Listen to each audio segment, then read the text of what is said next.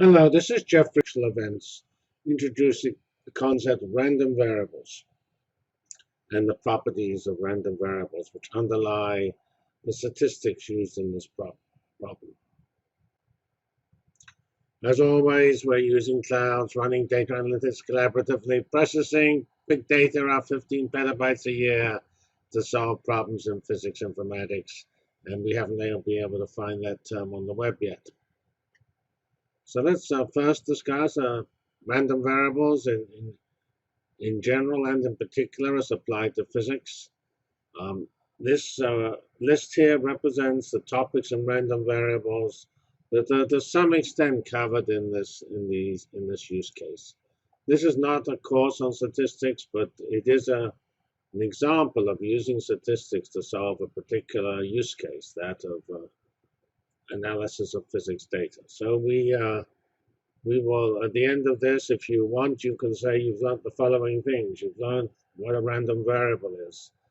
You will have been introduced to independently, identically distributed random variables, which are what you get in physics, because when those particles collide, two protons collide, each event is independent, coming from sort of the quantum mechanical underpinnings of those collisions. Then we have something pretty important, the law of large numbers, that the error is proportional to the square root of the mean. And we have already something we've already introduced, counting experiments, which count numbers, number of times things happen. We have important distributions. First, the Gaussian or normal distribution, which you get when you look at the distribution of the average of large numbers of independent random variables. You have important consequences of either having too few observations or too few experiments. That's the statistical error side of things. We also have the systematic error or bias, which is in practice more important because we know what to do with statistics, we just run longer. If we've got the wrong answer, it's not so obvious what to do. That's a systematic error. But we have to estimate both. And to do systematic errors, we won't really discuss that in these lectures because that you have to know a lot of physics to disentangle the systematics of a particular experimental apparatus. We will discuss how to generate random numbers and how you use seeds to start off a sequence of random numbers. We will discuss binomial distributions.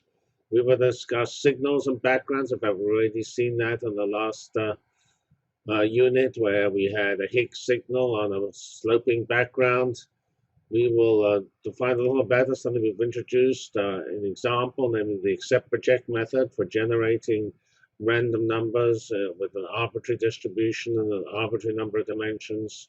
We will discuss the Monte Carlo method, which is essential for understanding apparatus in this particular example. We will have another important distribution related to the binomial distribution called the Poisson distribution.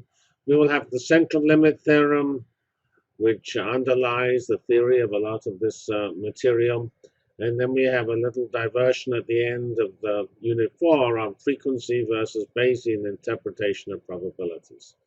And also Bayes' rule, which is a very important rule for combining information.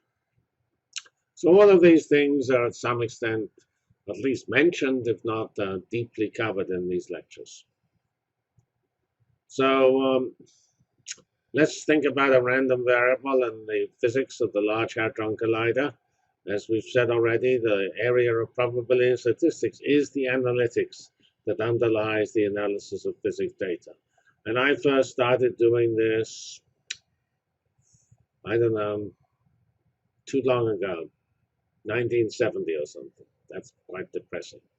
And at the time we did it in those days, physics was probably one of the largest examples of the application of probability and statistics, because the physics was already big science, doing big experiments, and so they tended to gather more complicated data than anybody else.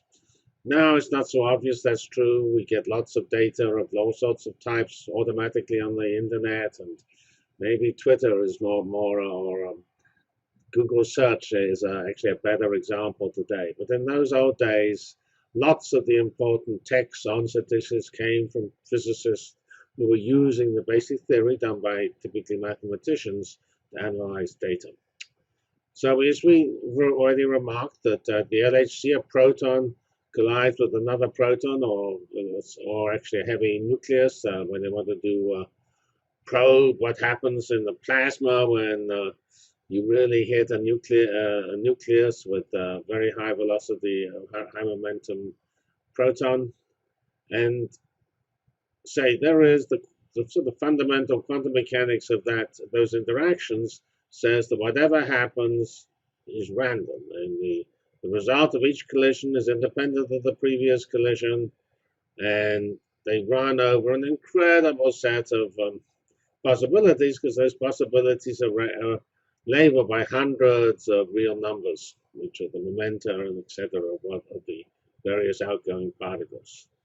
And then if we were able to calculate the theory of proton-proton collisions at high energy, or in fact at any energy, we would be able to calculate these probabilities. That's quantum mechanics predicts the amplitudes and the square of the amplitudes of the probability, and you should be able to predict it. As I mentioned, actually you don't calculate the theory precisely. You make models which approximate the theory.